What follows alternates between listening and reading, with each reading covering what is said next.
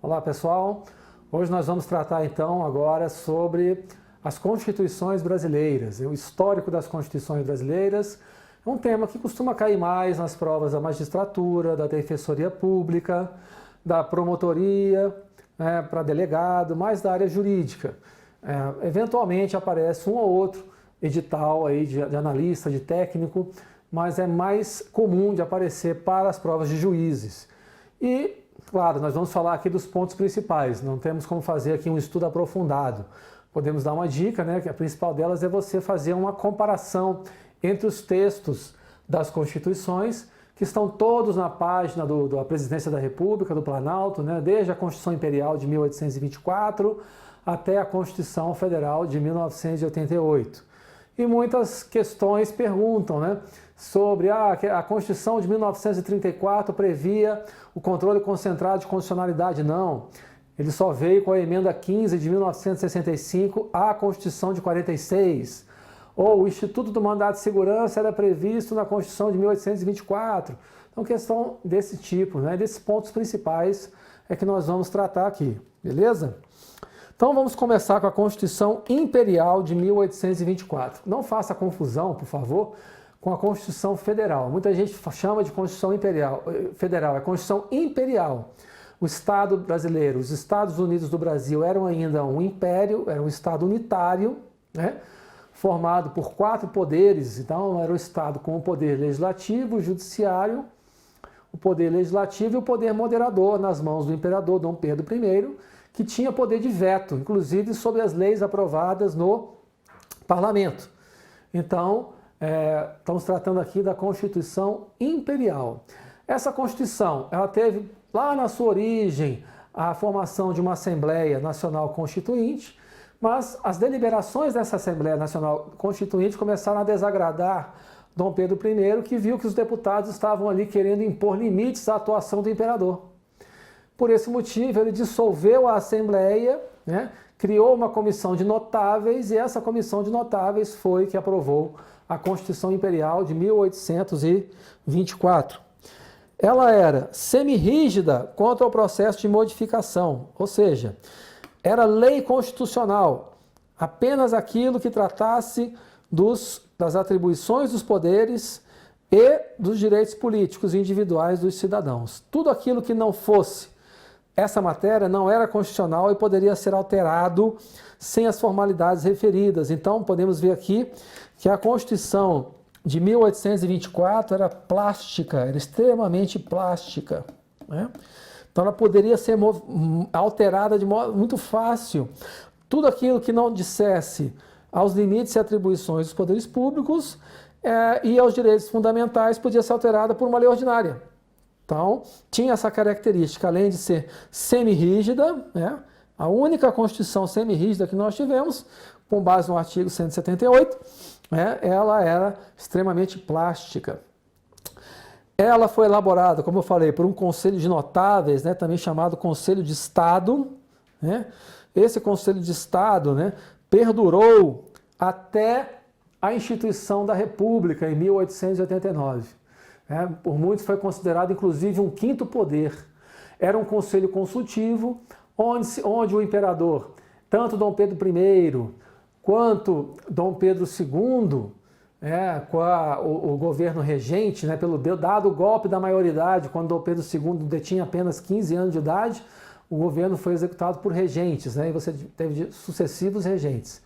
Então, esse Conselho de Estado detinha grande poder persuasivo, era um conselho consultivo.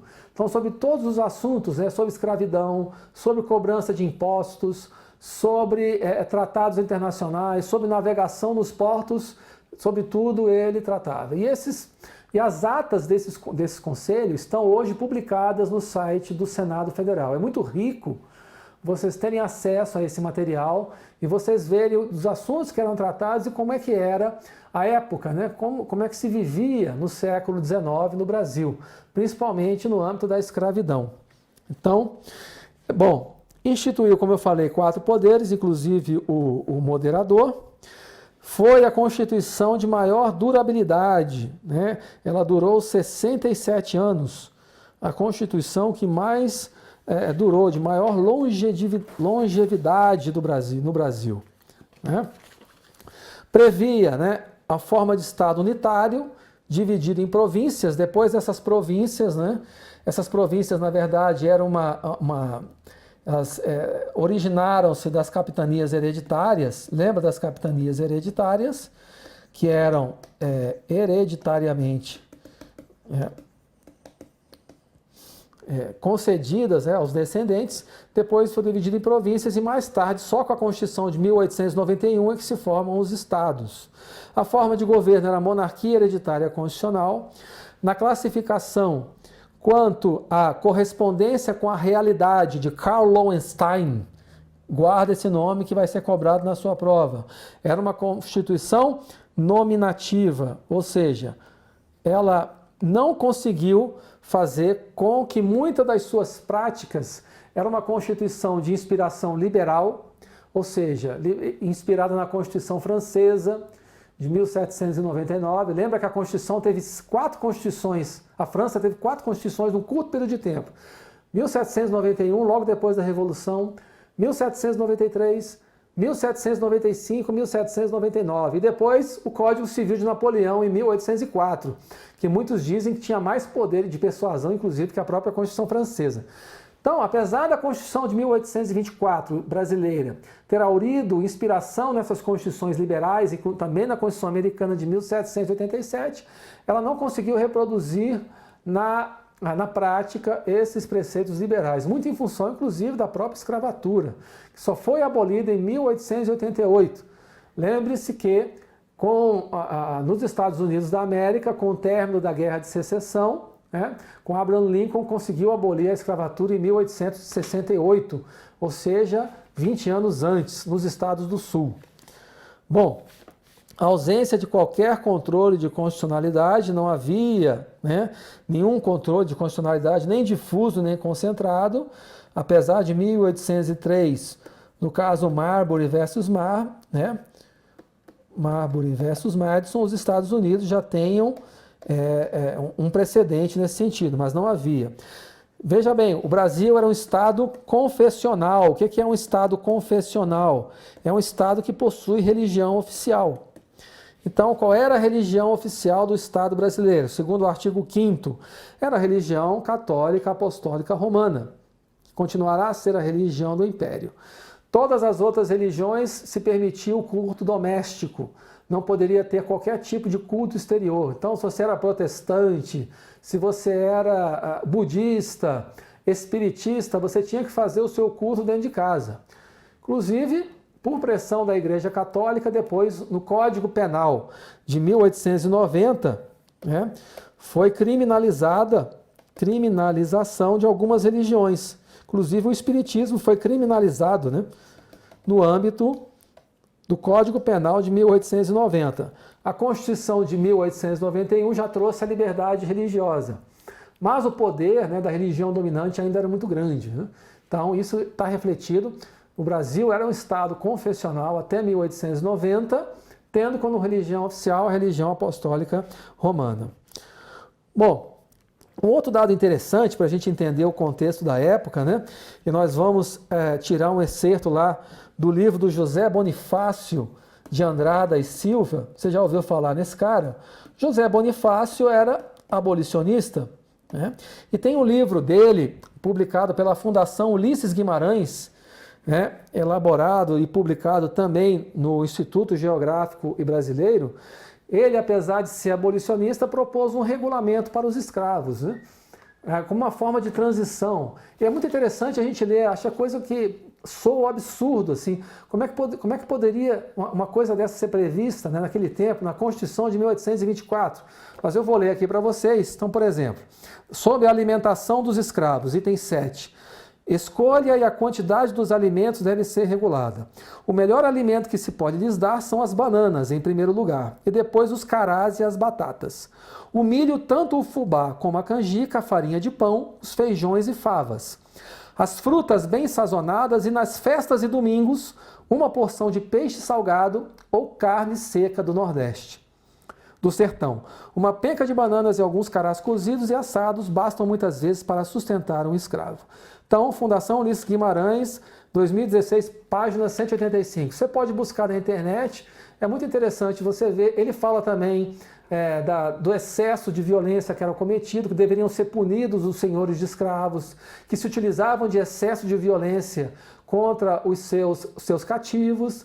Mas é interessante ver o contexto da época, era completamente diferente do que nós temos hoje. E mesmo ele como abolicionista, isso nos causa até uma certa impressão.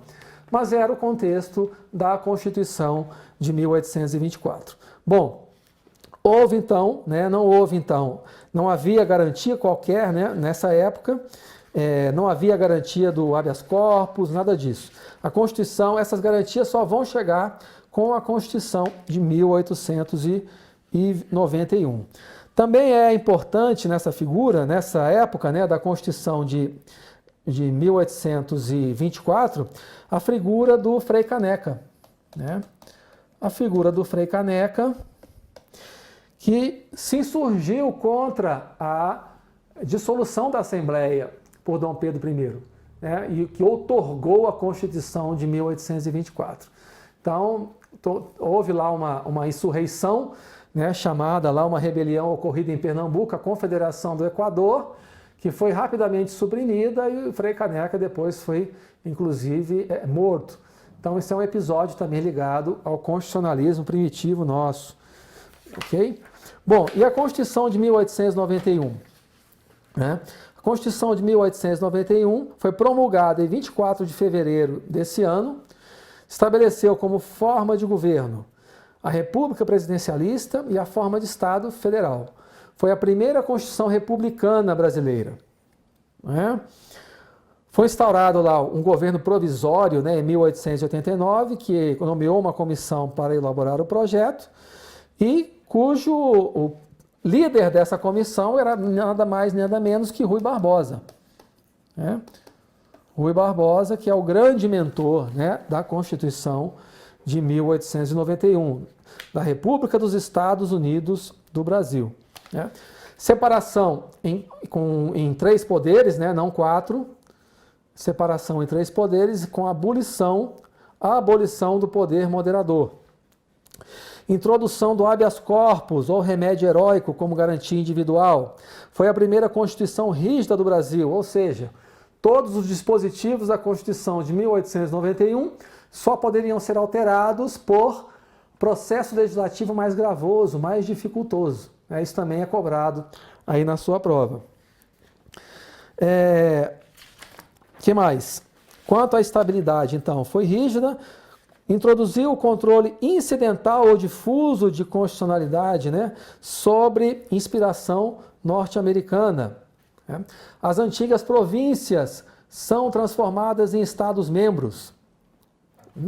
Em 1926, antes da Revolução de 30, a Constituição sofreu uma profunda reforma de cunho marcadamente centralizador e autoritário. Foi chamada a Era dos Coronéis, do coronelismo, o que acabou por precipitar a sua derrocada e a ascensão de Vargas ao poder com a Revolução de 1930.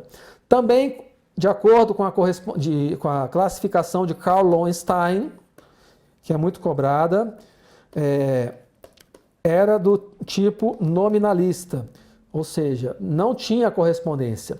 Na verdade, o coronelismo era o poder real, a despeito das normas constitucionais. Era uma Constituição liberal, uma Constituição de cunho de liberdades civis, previsão da liberdade de propriedade, liberdade religiosa, o voto universal. Então você não tinha mais o voto censitário que tinha na Constituição de 1824. Na Constituição de 1824, somente quem detinha uma renda superior a 800 mil réis é que poderia votar. Porque se supunha que a pessoa que não tinha uma renda mínima não tinha condições, inclusive, de deliberar sobre as grandes questões nacionais e de exercer o direito do voto. Também as mulheres não podiam votar nessa época.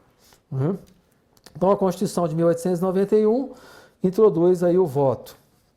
Bom, a de 1934 foi promulgada em 16 de julho de 1934 foi inspirada na Constituição de Weimar, a Constituição alemã de Weimar, né, de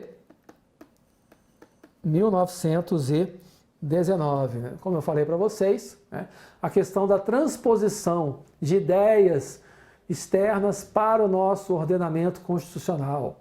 Então, é muito interessante a gente entender o momento psicológico que o Brasil vivia, né, com a Revolução de 30, os ânimos estavam muito acirrados, havia uma grande tendência centralizadora, tanto na Alemanha quanto no Brasil, os alemães jamais aceitaram os termos do Tratado de Versalhes de 1919, que impôs pesados tributos. Então, a Tríplice Aliança, né, a Liga das Nações, que se formou com o Tratado de Versalhes, ela impôs um tributo muito pesado à Alemanha. Isso também foi uma das causas que desencadeou o segundo grande conflito, a Segunda Grande Guerra Mundial. Então nós podemos dizer, seguindo o professor Arnaldo Godoy, que a Constituição de 1934 foi a antessala para a Constituição despótica, a Constituição autoritária de 1937, assim como a Constituição de Weimar de 1919 foi a antessala para a ascensão de Hitler e do nazismo, do nacionalsocialismo na Alemanha em 1933, a partir de 1933. Então vocês vejam realmente uma correspondência. E o que trazia a Constituição de Weimar de novidade? Trazia direitos sociais, que não existiam na Constituição de 1891. A Constituição de 1934 é a primeira Constituição brasileira onde você vai encontrar direitos sociais, direitos dos trabalhadores, direito à previdência, alguns direitos relativos, à educação. Então, vejam, senhores, que havia educação pública, alguma coisinha na Constituição de 1891 de instrução pública. Mas os direitos trabalhistas que vêm da Constituição de Weimar, Francisco Campos, que vai depois elaborar ou conceber a Constituição de 1937, ele também vai beber nessa fonte, da Constituição de Weimar, tanto que esses direitos vão permanecer, os direitos trabalhistas. Mas a grande inspiração da Constituição de 34, que dura pouco tempo, dura apenas 3 anos, será a Constituição de Weimar de 1919. Outras constituições também trouxeram direitos sociais, por exemplo, a Constituição do México, de 1917, também trazia direitos trabalhistas, Constituição da Espanha, outras referências nesse sentido. Foi elaborada pela Comissão do Itamaraty e aprovada por uma Assembleia Constituinte. Introduziu o mandado de segurança, então o mandamus, ele vai surgir com a Constituição de 34, lá no seu artigo 133. Importante você guardar isso aqui. Introduziu o voto secreto e o voto feminino. Lembra das sufragistas? Então, elas só vão ter direito ao voto no Brasil com a Constituição de 1934. Bom, importante falar então sobre a Constituição de 34 seria isso. Assim, ela manteve também a forma de Estado Federal, separação dos poderes, introduziu e teve poucos reflexos práticos. A Constituição de 37, vai ser outorgada em 10 de novembro de 1937, já com Getúlio Vargas no poder, e havia uma certa turbulência decorrente tão só da proximidade do grande conflito que haveria de se estabelecer. Você tinha a ascensão do fascismo na Itália com Mussolini, você tinha a ascensão do nacionalsocialismo na Alemanha com Hitler, e você teve então a ameaça, a dicotomia comunista. Então, essa ameaça comunista, essa dicotomia que existia na Alemanha também, o combate ao comunismo, combate ao sionismo, a perseguição aos judeus, perseguição aos ciganos, isso de uma forma ou de outra acabou se refletindo na nossa Constituição, principalmente do combate à esquerda, combate à invasão comunista. Tanto que a Constituição de 37 tinha o apelido de polaca, porque foi inspirada na Constituição da Polônia, de 1936. Então, veja bem, foi essa Constituição então, que deu início ao período ditatorial conhecido como Estado Novo. O que aconteceu? Os principais acontecimentos. Em 11 de setembro de 1935, o Getúlio dissolve a Aliança Nacional Libertadora, que foi a chamada Coluna Prestes. foi no Manifesto Comunista, né, estabelecido por Luiz Carlos Prestes, que pretendia, né, estabelecer, né, uma nova ordem comunista no Brasil, né, de inspiração, né, soviética, de inspiração realmente dos países da Cortina de Ferro. Lembra-se que naquela época existia ainda a divisão, né? Já havia a divisão entre os blocos comunistas e o bloco capitalista. Então, com essa coluna Prestes e o acirramento das disputas e das guerras, você teve invasão a quartéis no Rio de Janeiro, você teve a tentativa de apreender aviões na base aérea do Rio de Janeiro. Eles tiveram que destruir a pista de pouso e de decolagem para que os aviões não fossem apreendidos. Você teve militares mortos nessas. Então, houve a dissolução dessa Aliança Nacional Libertadora com conta dessas lutas, né? Essas lutas que tomaram o nome de intentona comunista, como você vai aparecer. Então, nós temos algumas figuras aqui, por exemplo, né? Do monumento aos mortos da intentona comunista do Rio de Janeiro, o monumento ao soldado legalista, né, os soldados que defendiam, né, a União. E aqui o regimento de infantaria em chamas no Rio de Janeiro, ou seja, houve realmente uma tentativa de tomada de poder por parte, né, dessa esquerda mais radical. E junto a isso houve também o chamado Plano Cohen. O Plano Cohen, que teria sido supostamente elaborado pela Internacional Comunista, que foi um outro pretexto para o golpe de Estado, né? E para a outorga da Carta de 1937. Na verdade, descobri-se depois que esse plano foi elaborado por um capitão do Exército chamado Olímpio Mourão Filho. Antes disso, o presidente Vargas já havia decretado o estado de sítio, isso é bom você guardar, e depois decretou o estado de guerra. A única época que no Brasil se decretou o estado de guerra, no âmbito, anteriormente, em 1935, antes da outorga da Constituição de 1937. E o que é que ela fez? Ela manteve, então, ela suprimiu praticamente todos os poderes, manteve apenas formalmente, instituiu a pena de morte para crimes políticos, aboliu o mandado de segurança, e era uma constituição do tipo cesarista. Ou seja, o que é a Constituição cesarista? É aquela Constituição imposta, outorgada, mas que prevê uma espécie de referendo, de aprovação popular. Ou seja, César impõe a Constituição e César ouve o poder para dizer se concorda ou não com a Carta. Estava previsto no artigo 187. Né? Essa Constituição entrará em vigor na data de sua publicação e será submetida ao plebiscito nacional na forma regulada em decreto do presidente da República. Só que esse plebiscito, que na verdade seria um referendo, né? Para aprovar a Carta, nunca aconteceu. Então, uma Constituição cesarista, mas que ficou só no papel. Não é? Houve também censura da imprensa e das demais formas de comunicação e entretenimento. Ela extinguiu a Justiça Federal, ou seja, deixou só o Supremo Tribunal Federal, né? E todas as demais causas seriam da competência da Justiça dos Estados e do DF. Por que isso? Porque era o próprio presidente Vargas que nomeava os governadores. Então ele tinha os tribunais na mão. Ele tinha o Supremo Tribunal Federal na mão e tinha os tribunais dos estados também, que passaram a ser nomeados pelo próprio presidente Vargas. Né? Abolição do direito de greve. Olha aqui, o artigo 27, né, o prefeito também era de livre nomeação do governador do estado. Então o governador era nomeado pelo presidente e o prefeito nomeado pelo governador do estado. Né?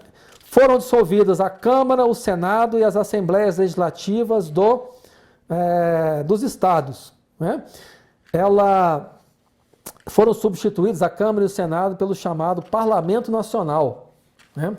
Parlamento Nacional é que vai substituir a Câmara do Estado. E um Conselho Nacional nomeado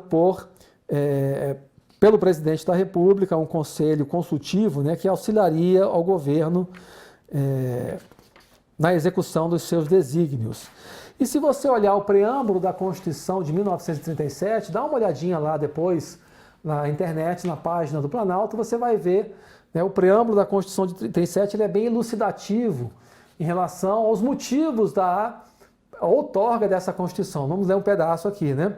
Atendendo às legítimas aspirações do povo brasileiro, a paz política e social, profundamente perturbada por conhecidos fatores de desordem, resultantes da crescente gravação dos dissídios partidários, na notória propaganda demagógica que busca desnaturar a luta de classes, conflitos ideológicos, resolve-se em termos de violência, colocando a nação sob funesta iminência da guerra, ao estado de apreensão criado no país pela infiltração comunista, que se torna dia a dia mais profunda, exigindo remédios de caráter radical e permanente. Esse, então, era o discurso contido no preâmbulo da Constituição de 1937, que justificou a outorga dessa carta. No próximo bloco, nós vamos continuar falando da Constituição de 1946, da Constituição de 1967, da Emenda Constitucional número 1 e da Constituição Federal de 1988.